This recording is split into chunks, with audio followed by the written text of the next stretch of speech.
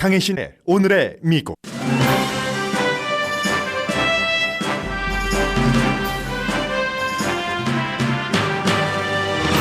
미국 정치 판도의 변화가 보입니다. 위스콘신과 시카고 주요 선거에서 진보 민주당 후보가 당선되면서 이 분위기가 대선까지 이어질 것이라는 전망이 나옵니다.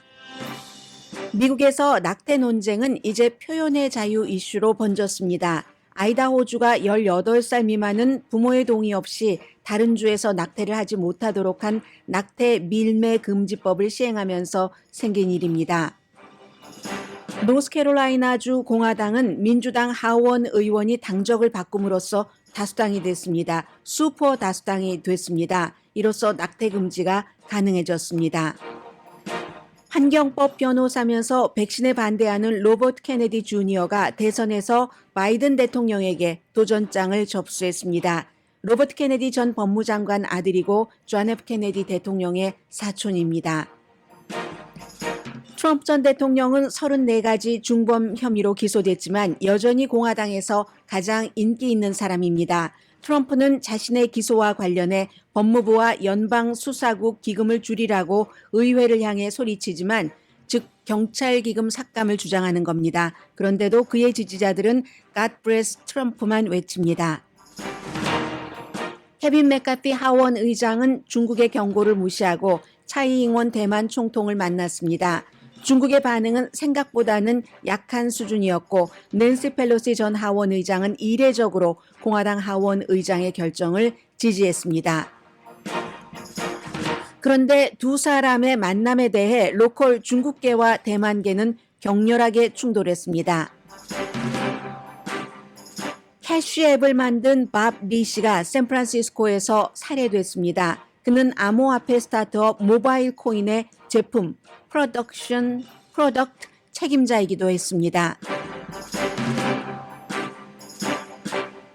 여러분 안녕하십니까? 오늘의 미국 강혜신입니다. 오늘도 역시 미국에서는 당연히 트럼프 전 대통령의 기소 이후에 여러 가지 뉴스가 주를 이루고 있습니다만 저는 오늘 조금 다른 좀 포괄적인 내용부터 전해드리겠습니다. 지금 들어오고 있는 뉴스 가운데는 미국 사람들의 3분의 2가 아니라 3분의 1입니다. 3분의 1이 바이든 대통령이 재선에 나가야 된다 하는 것을 지지를 한다는 겁니다. 이건 이제 CNN 방송의 여론조사 결과고요.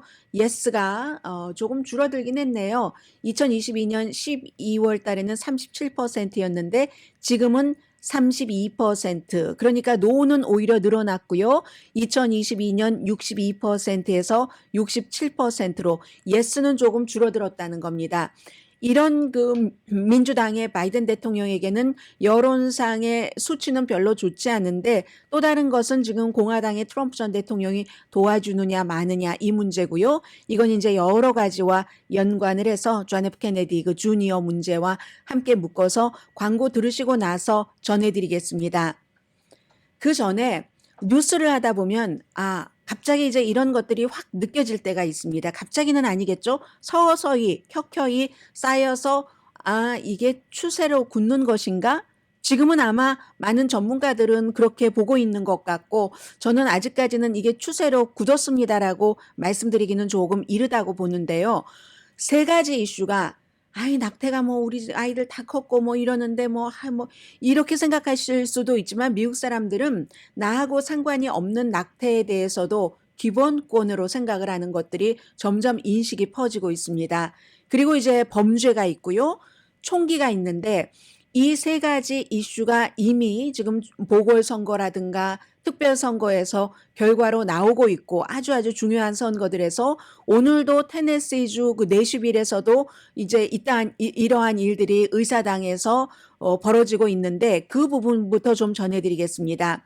낙태, 범죄 플러스 총기가 2024년 크고 작은 많은 선거가 치러집니다. 제일 위에는 대통령을 뽑는 선거가 있고 그 선거에 어떠한 관문이라고 할까요? 중요한 포인트라고 할까요? 그렇게 될 것이다. 이 세 가지를 그렇게 보고 말씀을 드리겠습니다. 아이다호주가 낙태를 놓고 이건 기본권을 넘어서 표현의 자유, 법적으로 지금 이런 것들이 시작이 됐거든요. 아이다호주는 뭐 지금 국경이 뭐 캘리포니아, 오레곤, 워싱턴 이런 데 다 국경을 접하고 있는 주잖아요. 지난주에 주민이 다른 주에서 낙태를 하는 것을 금지하는 법을 이제 주지사가 서명을 해서 어제부터 시행에 들어갔습니다. 그런데 이때의 주민은 18살 미만은 부모의 동의 없이 다른 주에서 낙태하는 것을 금지한다. 낙태 밀매라고 표현을 했습니다. 주지사는 공화당이고요. 브래드 리틀 주지사가 서명을 해서 시행을 하는 건데 만약에 이 법을 위반하면 5년 징역형까지 처해질 수 있다는 겁니다. 아이다호주의 낙태법은 미국에서 가장 그 강력한 법 가운데 하나죠. 텍사스와 마찬가지로 6주일 이후에 낙태를 금지하는. 그랬더니 미국 민권자유연맹에서 아이다호 검찰총장을 상대로 이제 고소를 했는데 헬스케어를 그 프로바이더 자체를 위협한다 하는 이유로 고소를 했는데 왜냐하면 이게 표현의 자유와 이렇게 연결이 됩니다. 우리 주에서는 낙태를 할 수가 없으니까 뭐 어린 산모가 뭐 건강 문제라든가 학업 문제라든가 어떤 경우에는 전 부모에게 말하면 맞아 죽어요. 이럴 수도 있잖아요. 그런 경우 이러이러한 방법이 있다 하고 설명을 해주면 그게 아이다호에서는 안 되니까 다른 뭐 오레곤, 워싱턴, 캘리포니아 주 등등을 소개를 하면 이게 안 된다는 겁니다. 5년 징역형까지 처해질 수 있다는 겁니다. 물 좀 마시겠습니다. 또 이런 때는 또 항상 멀리도요. 침이 여기에 딱 걸렸어요. 그래서 헬스 프로바이더가 낙태약을 처방을 할 수도 있잖아요. 그것도 불법이죠, 당연히. 낙태가 불법이니까. 처방전을 해주면 그것을 국경에서 이 아이다호 법에 어겨지지 않도록 그곳에서 받을 수 있도록 이런 것도 안 되도록 해놨습니다.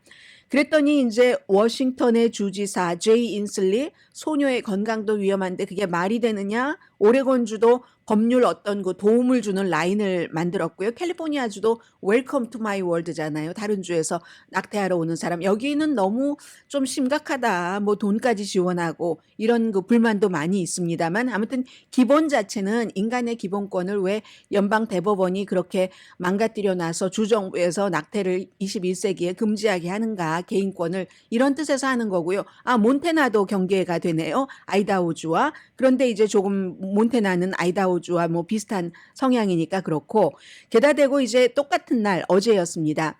뉴멕시코주의 미셸 루한 그리샴 누가 주지사냐에 따라서 그렇게 달라집니다. 또 어떤 그 당이 우세하느냐에 따라서 민주당이에요. 여성이고 어제 주법으로 헬스케어 프로바이더와 이제 말하자면 아이다호주에서 하는 것과는 반대되는 그 같은 일을 한 겁니다. 그렇게 주지사의 행정명령으로 했어요. 그러면서 얘기도 했죠. 뭐 텍사스라든가 아이다호라는 이런 주에서는 낙태에 대해서 너무나 가혹하고 너무나 극단적이야 라고 얘기를 하면서 왜 이게 표현의 자유 위배가 되느냐. 헬스 프로바이더가 이러이러한 방법이 있다라고 알려주는 것 자체도 그것도 일종의 그 헬스케어에 관한 표현의 자유라는 얘기입니다. 그래서 지금 아이다호주에서 민권자유연맹이 고소를 한 거고요. 지금 이런 일입니다. 그리고 지난번에 연방 대법원에서 주정부가 알아서 해라 낙태에 대해서 하고 판결을 내릴 때 이제 젊은 남자 브렉 캐버나우가 그 판결문을 썼는데 그 안에는 주정부 자체는 낙태에 대해서 반대한다 이런 결정을 내릴 수 있지만 그 산모가 다른 주로 가서 임산부가 낙태를 하는 것까지 그 주정부에서 막을 수는 없다 하는 것까지 써놨거든요. 이것도 물론 법적 해석에 따라서 다를 수 있지만 그리고 연방 그 메리 갈란드 법무장관은 역시 이것도 이제 표현의 자유로 보고 있는 겁니다. 해서 이 문제가 지금 굉장히 크게 막 주목받고 있고요. 플로리다 주지사의 경우는 임신 6주일 이후에 낙태 금지하는 안에 대해서 서명을 했습니다. 그러니까 아이다호, 텍사스, 플로리다주는 임신 6주일이면은 뭐 대부분의 여성들이 임신했는지 모를 수도 있다고 하잖아요. 아무튼 그런 정도라는 겁니다. 그래서 플로리다 주지사의 경우는 이 케이스가 아주 그 보수를 결집시키기 때문에 예비선거에서는 플러스가 될 수가 있지만 지금 낙태가 사람들이 점점 인식이 강해지기 때문에 기본권적으로 그래서 본선거에 나가면 나쁠 수 있다 이렇게 보고 있고요. 캔사스가 굉장히 보수적인 주잖아요. 그런데도 불구하고 지난해 8월 달에 그 낙태를 금지하는데 완전히 그 헌법을 바꿔서 주의 헌법을 바꿔서까지 하는 거 여기에는 이제 주민들은 반대를 했습니다. 지금 이제 그 낙태에 대해서는 그런 문제고요. 그리고는 어제 그제 말씀드린 것처럼 위스콘신 주에서 그렇기 때문에 진보적인 대법관이 선거에 의해서 선출됐기 때문에 그동안에 15년 동안 대법원에서 막 이제 낙태 금지도 1800년대식으로 가려고 하고 위스콘신 주요. 그러한 것들을 막을 수 있게 됐다 하는 그런 거잖아요. 이것도 11포인트 차이였거든요. 원래 이 초당적인 선거인데도 11포인트 정도나 차이가 났고 기본권 때문에 그렇다는 겁니다. 그리고 이것 때문에 사람들이 많이 나가서 투표를 했다는 거예요. 보수적인 공화당 전에 이미 대법관을 한번 지낸 적이 있는 낙태에 반대하는 사람을 제치고 이제 대법관은 처음 되는 자넷 플로서세이위치를 뽑았다는 겁니다. 이렇게 되면 이제 이게 지금 낙태가 가장 중요하게 사람들이 생각한다는 이슈고요. 그 다음에 이제 범죄로 가겠습니다. 범죄로 가면은 이게 이제 시카고 케이스가 되는데 시카고는 미국에서 뉴욕, 로스앤젤레스 다음 세 번째로 인구가 많은 도시입니다. 세 번째로 인구가 많은 도시에서 뉴욕 같은 경우는 아주 좀 온건하지만 에릭 아담스 시장이 온건합니다. 온건하지만 범죄에 대해서는 좀 강하게 대처하겠다 해서 된 것이고 로스앤젤레스는 캐런 베스는 진보로 구분이 되죠. 확실한 진보입니다. 그리고 시카고에서도 브랜든 존슨이라는 시장 당선자가 무척 진보적입니다.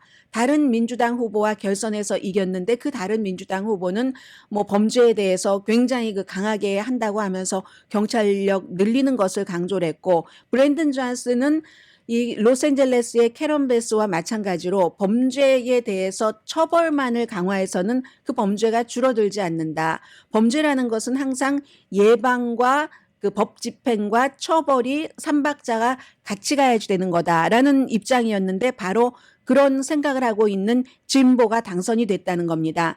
그래서 이렇게 보면은 중간 선거 때 민주당이 많이 이길 수 있었던 것이 낙태 문제가 그랬고 그리고 이제 그 민주주의를 지키자 뭐 이런 것들이 많았고 범죄에 대해서는 약간 이렇게 융통성이 있는 민주당이라 할지라도 융통성이 있는 그런 쪽의 시각을 가졌습니다. 그 예를 들어서 범죄 퇴치의 접근법을 공화당은 law and order 법과 질서 해서 처벌을 강화해야지 말이야 이렇게 했는데 그것보다는 조금 더 약하면서도 범죄에 대처하는 방안은 갖고 있는 이걸 이제 민주당이 지지를 한다는 겁니다. 그걸 제일 잘 읽고 있는 사람이 바이든 대통령이라고 생각이 됩니다.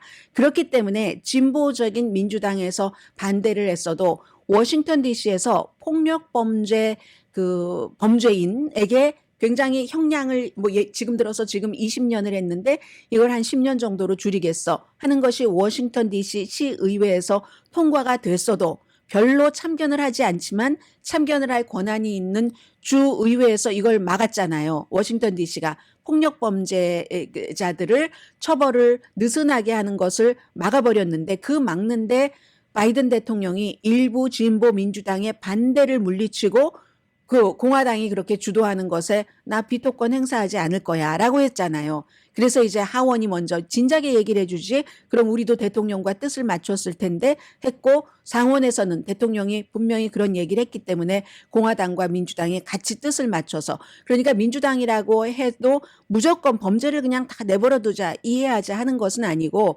어떠한 그 한계점이 있다는 거예요.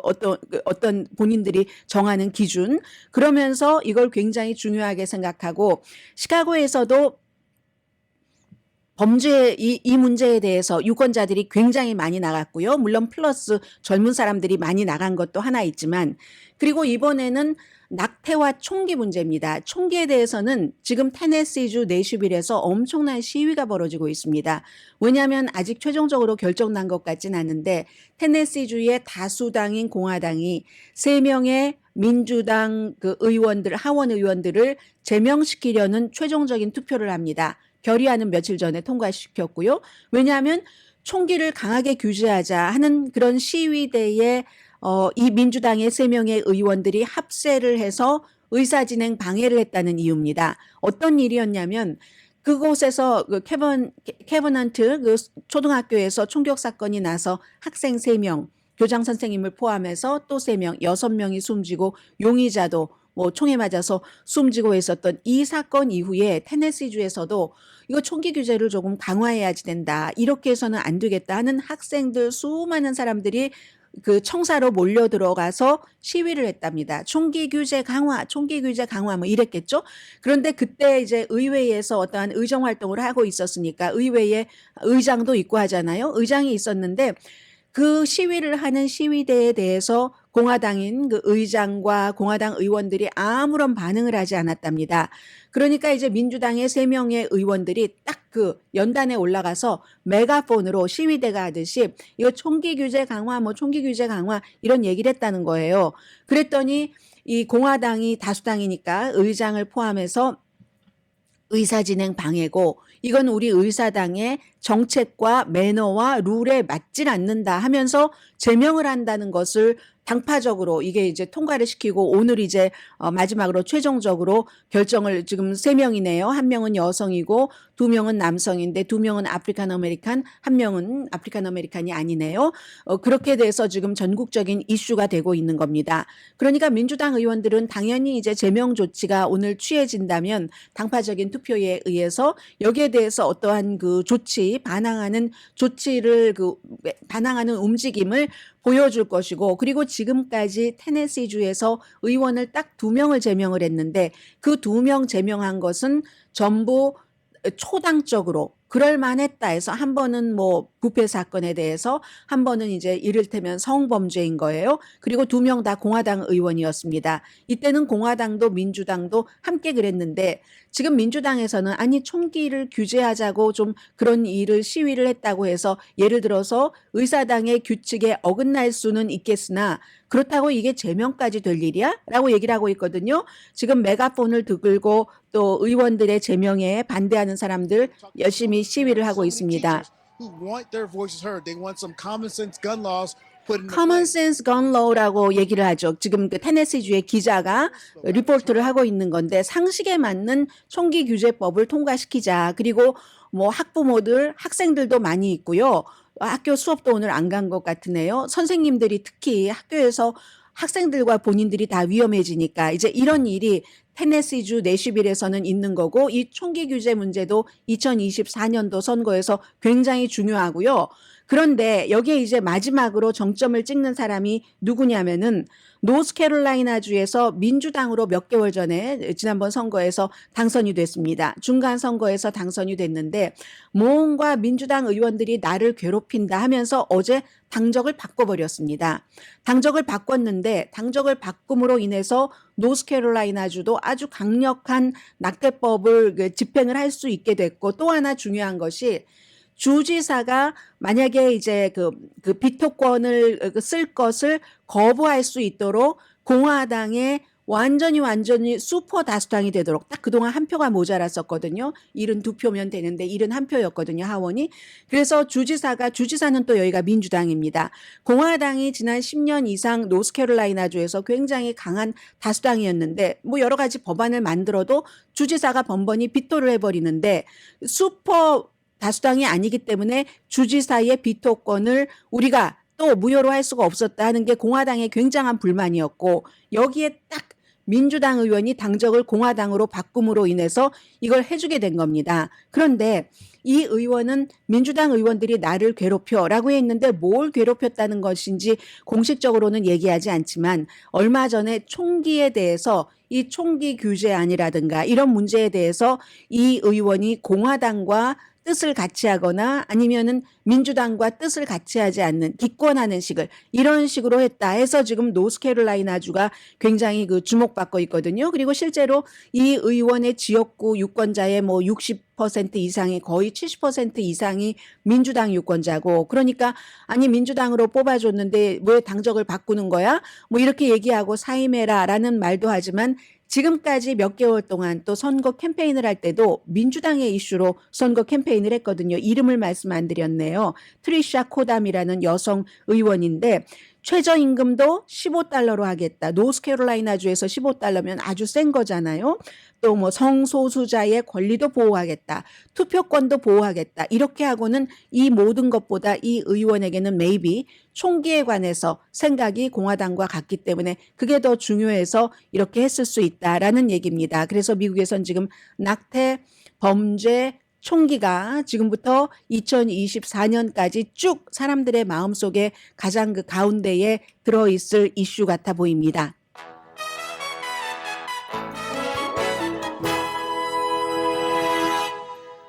잠시 뒤에 어찌 보면 조금 더 재미있을 수 있는 그냥 트럼프 사건 하면은 나 다 알고 있는 것 같아. 하지만 또 사실 그 안을 들여다보면 그렇지 않거든요.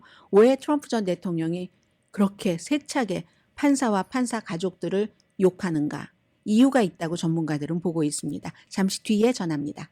라디오 서울 방송 오늘의 미국 듣고 계십니다. 네, 환경법 변호사면서 코비드-19 때 정말 그 백신에 대해서 강하게 반대했었던 케네디 가문에서 그런 사람이 한 사람 있어요. 로버트 케네디 주니어. 그러니까 우리 지금은 학교가 됐죠. 예전에 엠베서더 호텔에서 케네디 대통령의 동생이 너무나 신임을 받고 법무장관이었고 그러다가 이제 본인이 대선에 출마하는 캠페인 하던 도중에 암살됐잖아요. 그 사람의 아들입니다. 바이든 대통령에게 도전장을 선거관리위원회에 접수를 했습니다. 민주당 예비선거에 나가겠다 하는 거거든요. 4월 19일에 공식적으로 발표한다고 하는데 보스턴 그쪽 집안이 꽉 잡고 있는 곳이잖아요. 그래서 이제 보스턴에서 발표를 한다고 하고 지난달에 이미 약간 그럴 것 같다 하는 흥미 정도를 얘기를 하면서 만약에 내가 사람이 있고 또 그 대선에 출마할 만한 충분한 돈이 모인다면 하겠다라고 얘기를 했고 나가면은 우선순위는 이 사람은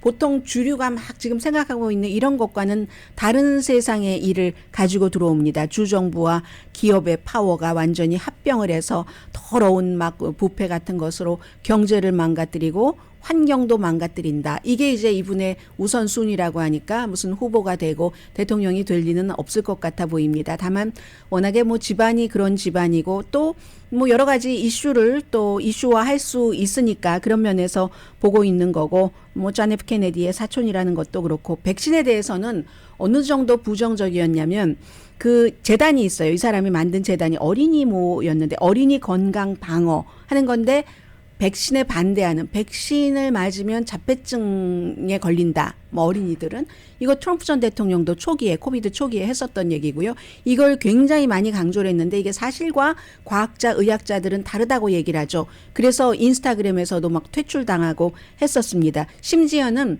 케네디 가문의 가족 3명이 공통으로 당시에 이제 그 정치 전문 매체 폴리티코 지금 이제 워싱턴 포스트와 같이 일을 하죠.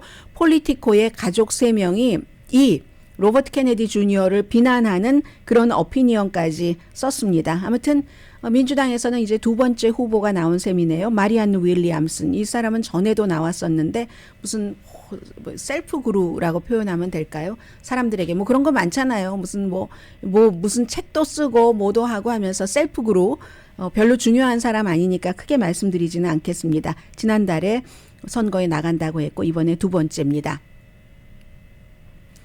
트럼프 전 대통령을 말씀드리겠습니다. 트럼프 전 대통령은 법정에서 이제 기소장이 읽혀지고 나서 그때부터 하나의 타이틀이 더 붙은 거죠. 피고인입니다. 피의자도 아니고 용의자도 아니고 피고인. 그런데 이 타이틀 받고 나서도 정치적인 계산법은 바뀌지 않았고요. 어제 말씀드린 대로 그때는 침울하고 딱딱하다가 집에 가서는 막 욕할 수 있는 거 다 욕하고 근데 문제는 이게 전직 대통령이 이런 일을 하면은요, 폭력이 일어난다는 겁니다. 지난번에도 선거 유세를 할 때도 상대방에 대해서 뭐 밟아 죽여 내가 변호 비용은 다 그러면서 대주지도 않아요. 의사당 폭동 사건도 보면은 그렇게 얘기를 했는데 이번에도 마찬가지로 뭐 검사, 판사, 또 특별검사 막 이름 대고 가족 관계 대고 하니까 실제로 사람들이 그 검사도 위협을 받고 파우더도 받고 너 죽일 거야 하는 편지도 받고 판사도 뭐 예를 들어서 판사에 대해서는 조금 더 치졸하게 이 판사를 너무너무 싫어하는 아내가 있다. 아내가 남편 미워한다는 얘기예요. 그거는 누군가가 얘기를 하던데 멜라니아도 지금 트럼프를 미워해. 오죽하면 대통령이 남편이 그 뭐 피고가 되고 돌아왔을 때 집에서 파티를 하는데 그 파티장에도 안 나오겠어? 뭐 아이들은 나왔지만 다 그 본인이 낳은 아이들은 아니고요. 이런 얘기를 하는데 트럼프 전 대통령이 판사에 대해서 그 남편을 미워하는 아내가 있고 다 큰 아들들 2명, 특히 이제 딸이 민주당의 그 캠페인 컨설턴트이기 때문에 막 그 비난을 하고 이런 게 아무 상관이 없습니다. 34개 중범 혐의의 피고라도. 그리고 그것도 이제 캐치 앤 킬이라고 하죠. 딱 잡아가지고 죽여버리는 것, 이슈를. 아이를 낳았다? 혼외 자식이 있다? 이런 거 아는 사람? 돈 주고 맞고 스토미 데니엘스에게도 13만 달러, 플레이보이 그 걸에게도 뭐 15만 달러, 딱 말하지 마. 돈 줄게 하고는 딱 그 자기에게 나쁜 정보를 돈 주고 가져서 그것이 사람들에게 공표되지 않도록 막는. 그래서 이제 캐치 앤 킬이라고 하는데 그런 스토리를 갖고 있었는데 특히 판사를 미워하는 데는 이유가 있다고 얘기를 합니다. 이 후안 몰천 판사와 가족도 그 트럼프 전 대통령이 그 플로리다주에 가서 막 그런 얘기하고 나서 막 협박 전화 많이 오고요. 이 판사 사무실 직원들은 이메일, 전화 엄청나게 많이 그 받는다고 하거든요. 왜 그럴까? 이게요. 만약에 이거 법적으로 벌을 받으면 안 그러는 건데 미국이 이게 문제이기도 해요. 표현의 자유라는 거예요.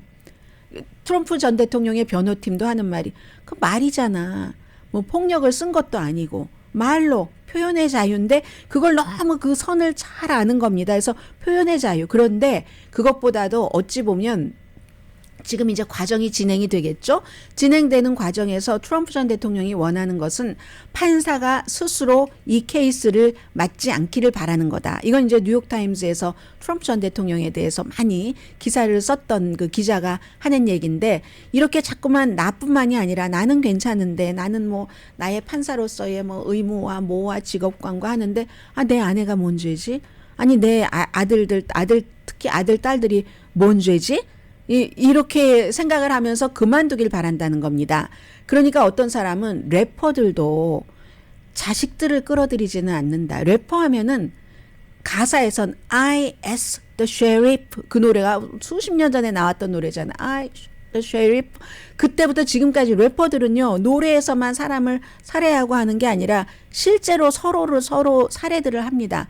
그래도 그러는 래퍼들도 자식들은 안 건드린다는 얘기를 하고 있습니다. 그래도 God bless 트럼프라고 사람들이 티셔츠 입고 트럼프를 지지하고 있기 때문에 공화당에서 트럼프에 대한 지지는 일반 사람들은 상식적으로는 상상할 수 없는 정도입니다. 그리고 하는 말이 있어요. 아니 누가 트럼프의 인격을 좋아하는데 그의 정책을 좋아하지. 이 세상에 그처럼 나쁜 말이 없습니다.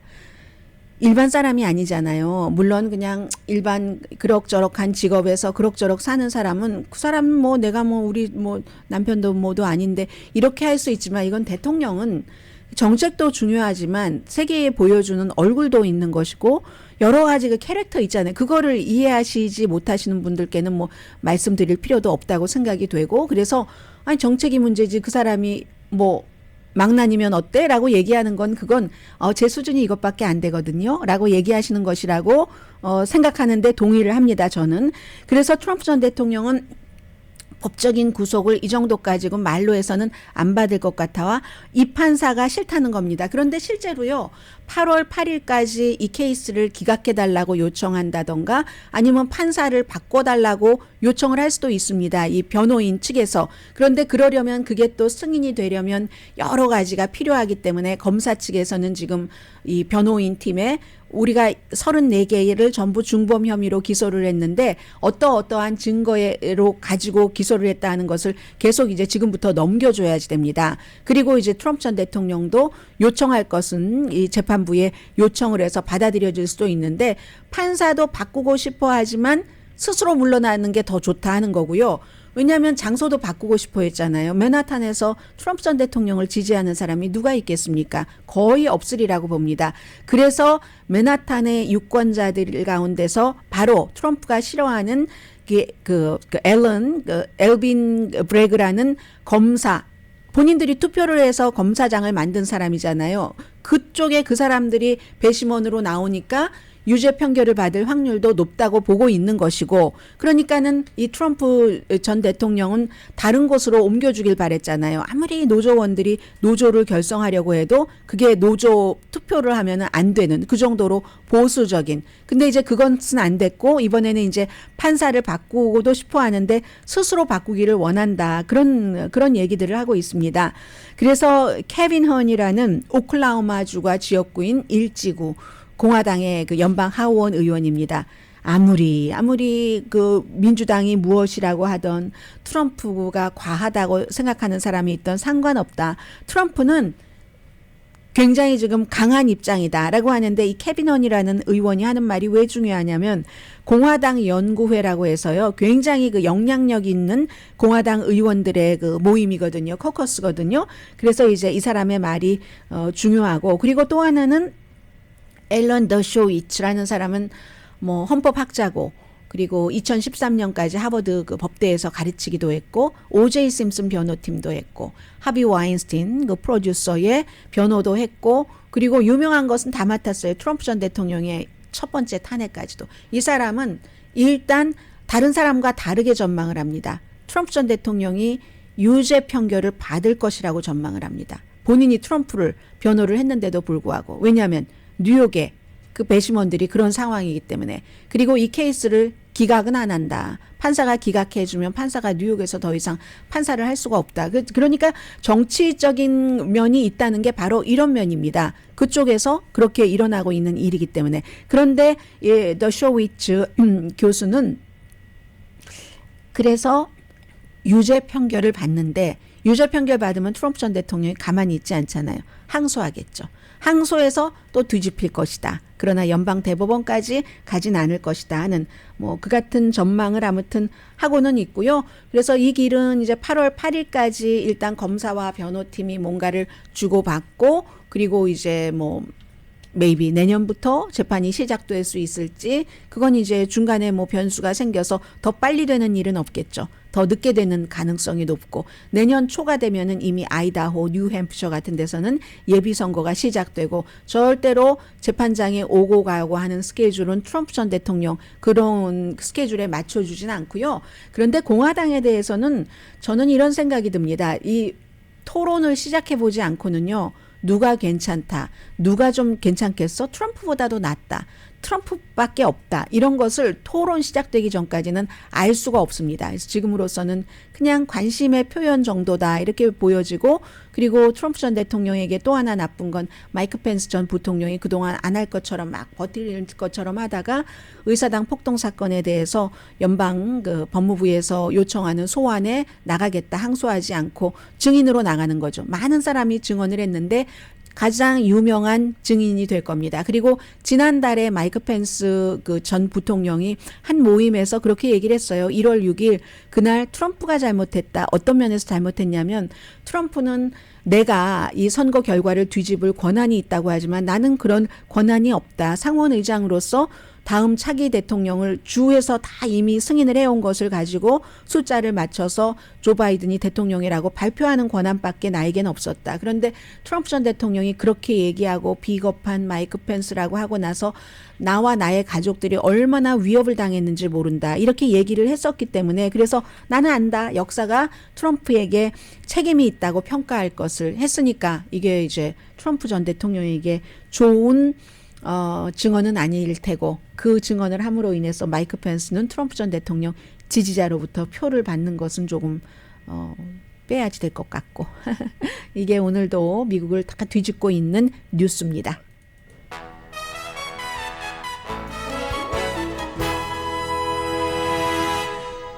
라디오 서울 방송 오늘의 미국 듣고 계십니다. 네, 지금 제가 하나의 오늘의 미국에서 사건, 사고를 거의 전해드리지 않는데 이 뉴스를 선택한 이유는 지금 한국에서 이더리움과 관련된 납치 살해 이 사건도 있고 혹시 아직까지 용의자에 관한 범행 동기라든가 이런 것이 나오지는 않았는데요. 적어도 제가 이 스튜디오에 들어오기 전까지 비슷한 그런 업계의 범죄이기 때문에 전해드립니다. 캐시앱 창업자가 샌프란시스코 길에서 살해됐습니다. 43살밖에 안 됩니다. 밥 리라는 사람인데 캐시앱 하면은 여러분들 벤모는 많이 쓰시죠? 보통 이제 사람과 사람 간에 돈을 주고받는 거 자녀분들이 많이 쓰시니까 많이 쓰실 거예요. 그와 거의 비슷한 겁니다. 약간의 차이가 있지만 해서 서로 돈도 주고받을 수 있고 은행 어카운트나 아니면 크레딧 카드를 여기에 연결을 시켜놔야지 되죠. 그런 식으로 많이 멀리 있는 자녀에게 그냥 돈을 은행 통하지 않고 보내고 하는 그런 게 이제 캐시앱이거든요. 벤모 같은 경우는 크레딧 카드까지 나와서 저도 재미삼아 벤모 크레딧 카드를 하나 마련했습니다. 파란색의 완전히 현대판이에요. 그 카드 그림 자체가. 그런데 이 캐시앱을 만든 크리에이터라고 말씀드려야 되겠네요. 파운더가 아니라 캐시앱을 만든 이 밥 리 씨가 샌프란시스코 길에서 새벽 화요일 2시 23분 그쯤에 흉기에 찔려서 숨졌다는 얘기거든요. 그런데 지금 샌프란시스코에 살고 있지도 않았습니다. 원래 캘리포니아주에 살다가 어머니가 돌아가시고 나서 지난해 10월 달에 아버지와 같이 플로리다주의 마이애미로 이사 가서 살고 있는 사람입니다. 그리고 이 사람이 캐시앱뿐만이 아니라 암호화폐 회사 모바일 코인 좀 샌프란시스코에 있는 스타트업이에요. 여기에 이제 치프 프로덕트 오피서이기도 하거든요. 그래서 많은 사람들이 친구들도 그렇고 이 사람은 뭔가 시스템을 좋게 해서 사람들에게 더 많은 사생활 보호도 주고 아주 큰 수수료 같은 건 안 내잖아요. 벤모로 조카에게 돈 보낼 때, 누구에게 돈 받을 때 내가 돈 내는 거 아니잖아요. 그렇게 해서 이걸 또 국경을 넘어서 타주, 무슨 주, 국경 다 넘어서 이렇게 돈을 보낼 수 있도록 하는데 중점을 두고 산 사람이다. 43살밖에 안 됐고요. 아무튼 길에서 흉기에 찔려서 칼이겠죠. 병원에서 숨졌다고 하는데 아버지가 내가 우리 아들이 왜 샌프란시스코에 지금 갔는지 모르겠고 그리고 내 아들은 아무도 판단하지 않고 깔보지 않고 이런 아주 좋은 성품인데 왜 그런 일이 그리고 언제나 상상한 것을 꿈을 꾸면서 현실로 이루려고 사람들이 그건 미친 생각이야 하던 말던 우리 아들이 그랬다. 이 사람이 이제 여기까지 오기 전에 구글 알파벳에서도 일도 하고 했었던 사람이거든요. 스페이스X 일론 머스크의 그 회사에 투자도 하고 했었는데 그래서 이걸 그냥 공공안전으로 볼 것인가 아니면 이제 특별한 업계에서 큰 일을 한 사람이 살해됐기 때문에 뭔가 이유가 있는가 아직까지 거기까지는 나오지 않고 있는데 현재로서는 그냥 공공안전 이런 문제로 보는 것 같긴 한데요. 샌프란시스코 살인사건은 2019년 지난 줄어들고 있습니다. 막 도시하면은 범죄가 많이 늘어날 것 같고 하잖아요. 살인사건은 줄어들었고 한 해에 41명 2019년도 팬데믹 이전이죠. 그 이후에 조금 늘어났고 팬데믹 때 그래도 60년 만에 최저를 지금 유지하고 있고 2022년도에는 제법 늘어났네요. 56명. 그리고 올해는 지금까지 샌프란시스코에서 12건 살인사건이 몇 개월 사이에 3개월 조금 넘는 사이에 그 정도 일어났다는 것 전해드리고요. 또 하나 이슈가 있는데 이 이슈는 만약에 나중에 시간이 남으면 전해드리고 헤드라인에서 쓰지 않았기 때문에 우선 잠시 뒤에 다른 이슈부터 보겠습니다.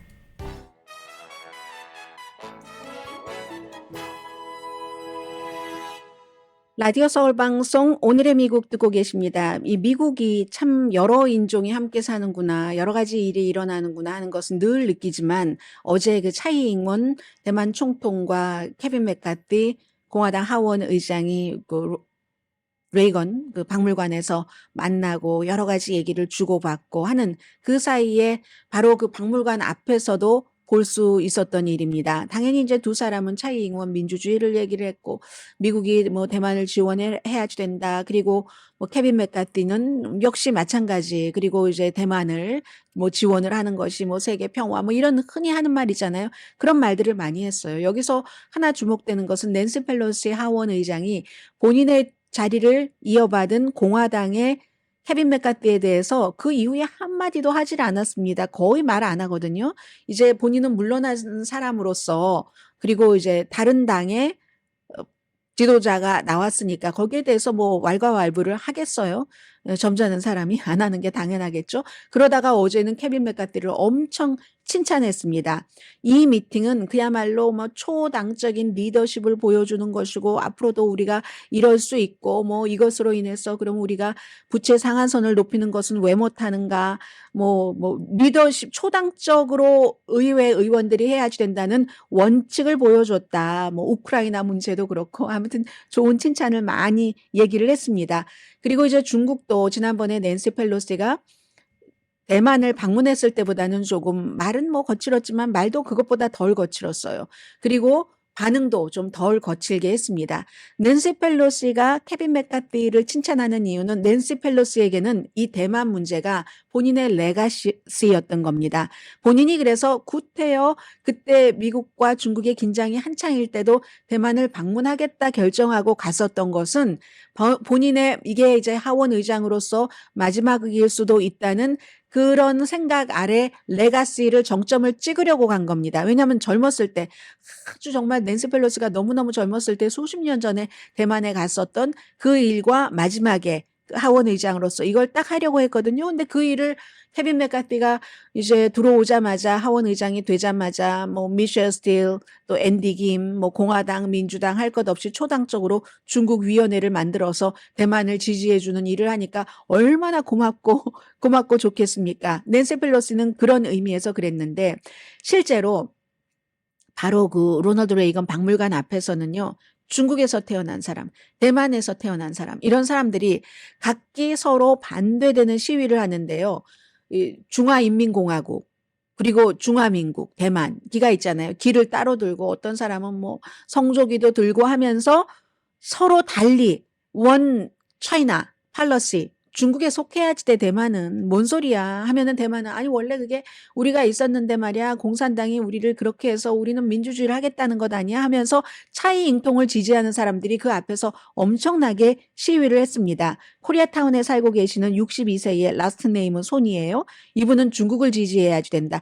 코리안 아메리칸 아니고요. 중국의 그 선양에서 태어나신 분입니다. 그런가 하면은 대만에서 이민 오신 린다와 데니스 룩 이 두 분은 완전히 하루를 일을 안 했습니다. 제치고 차이 잉원을 지지한다. 대만 고 대만 고 이렇게 이제 이 두 사람은 그렇게 얘기를 했고 보나벤처 호텔에 이제 잠깐 머물렀거든요. 이 그 차이 잉원이 그때 그 앞에서도 미국은 대만을 지킬 책임이 있다와 무슨 소리야 대만은 중국에 속해야지 된다 하는 그런 사람들이 마구 섞였고요. 또 하나는 역시 미국이 맞습니다.